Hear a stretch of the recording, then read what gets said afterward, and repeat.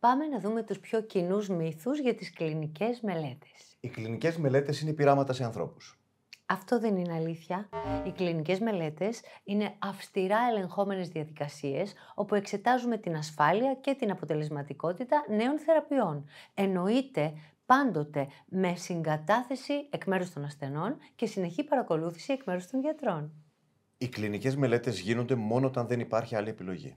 Μύθος. Δεν είναι λύση έσχατης ανάγκης οι κλινικές μελέτες.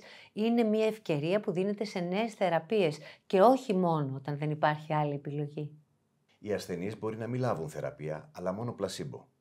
Άρα τι, μπορεί να μην πάρεις καθόλου θεραπεία? Όχι.